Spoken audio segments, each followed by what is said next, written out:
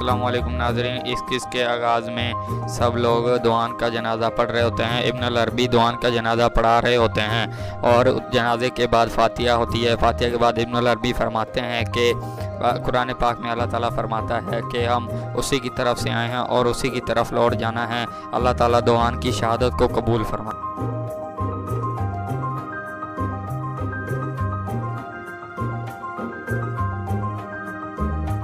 इसके बाद अर्तुगरुल दुआन की कब्र में उतरता है और उसकी टोपी और तलवार एक तरफ रख देता है। फिर दुआन को दफना दिया जाता है। फिर अर्तुगरुल कब्र दुआन को दफना कर ऊपर आकर कहता है खून के बदले खून, और फिर वो नारा लगाता है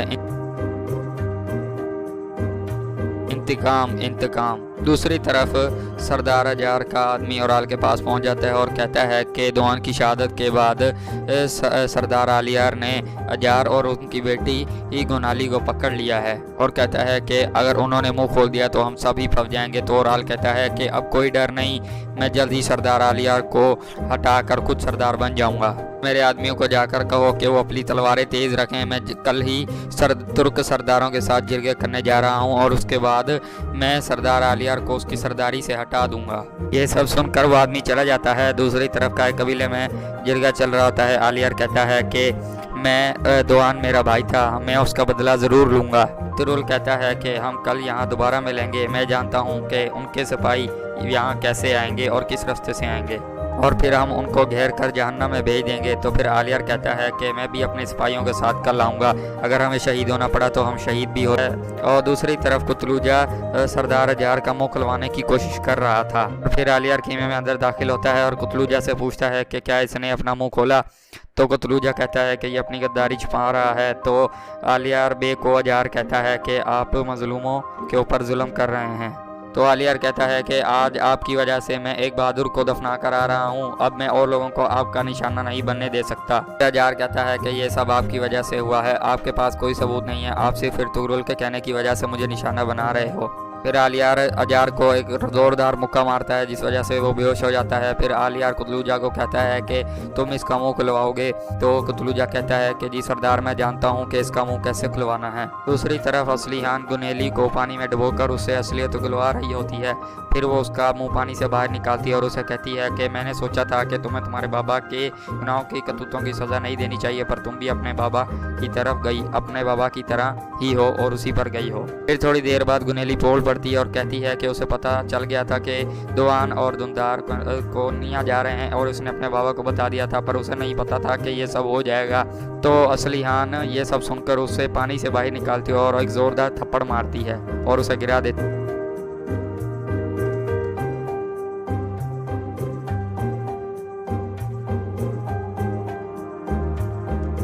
वहाँ आलियार आ जाता है और असलियान से पूछता है कि क्या ये बोली। तो असलियान कहती है कि हाँ, इसने मुझे बताया कि इसने दुंदार से कोनिया जाने का पूछकर अपने बाबा को बताया था।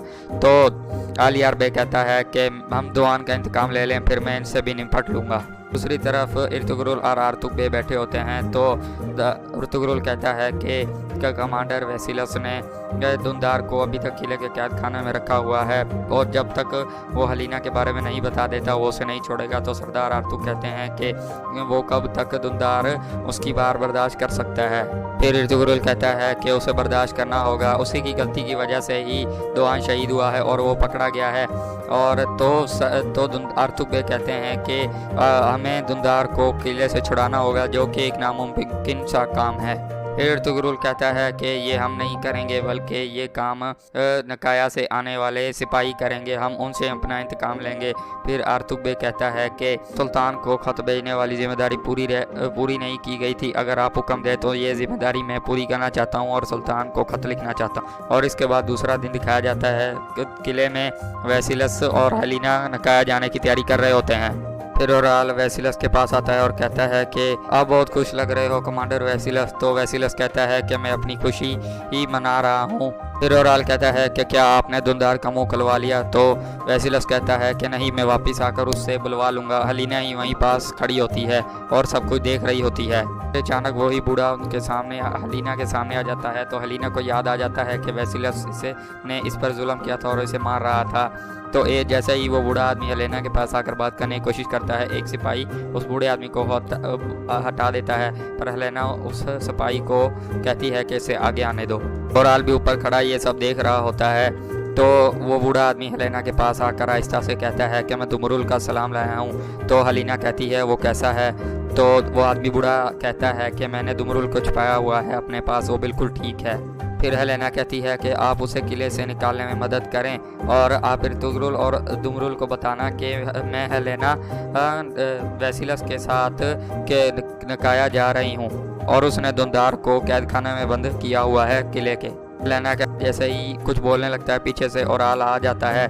तो हेलेना कहती है कि ओराल आप यहाँ क्या कर रहे हो? फिर ओराल कहता है कि हेलेना क्या ये आदमी आपको तंग कर रहा था? तो हेलेना कहती है नहीं, ये आदमी मुझसे मदद मांग रहा था। तो फिर वो कुछ सोने के सिक्के निकालकर उस बूढ़े आदमी को देती ही दुमरुल के पास पहुँच जाता है और दुमरुल को कहता है कि हेलेना ने मुझे पैगाम दिया है कि वेसिलस उसे नकाया के किले में लेके जा रहा है ताकि उससे शादी कर ले, पर हेलेना उसे शादी नहीं करना चाहती और वो कह रही थी कि वो अपने आप को ख़त्म कर लेगी अगर इर्तुग्रुल ने उसे ना बचाया तो।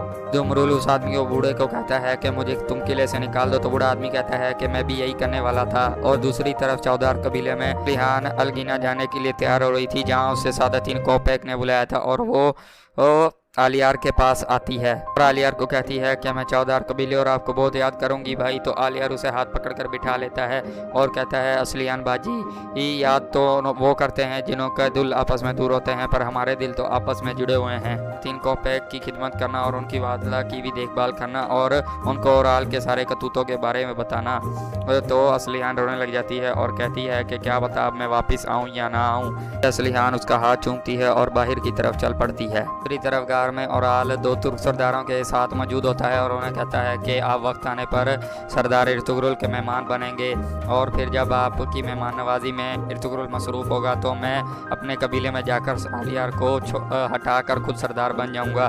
तो एक तुर्क सरदार कहता है कि ऐसा क्यों? ओराल कहता है कि जब दोनों सरदार इर्तुग्रुल और आलियार कबीले में होंगे तो वो दोनों मेरे खिलाफ मज़ामत करेंगे और मैं नहीं चाहता कि उसकी वजह से किसी मासूम का खून बहे।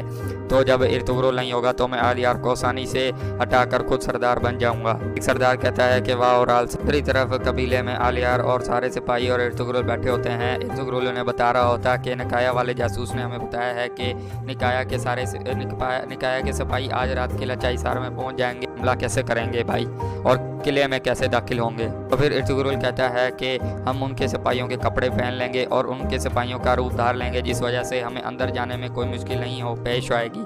और इतनी ही देर में दुमरुल खेमे के अंदर दाखिल होता है तो उसे देखकर सब खड़े हो जाते हैं। दुमरुल उसे देखते ही अपने गले लगा लेता है और दुमरुल से पूछता है कि धुंधार की क्या खबर है? तो दुमरुल कहता है कि धुंधार को उन्होंने कैद खाने में बंद किया हुआ है और वेसिलस हेलेना को आज लेकर अपने साथ निकाया जा रहा है। और फिर दुमरुल कहता है कि शहंशाह ने उन दोनों को, हेलेना और वेसिलस को, अपने यहाँ बुलाया है ताकि वहाँ उनकी शादी हो सके।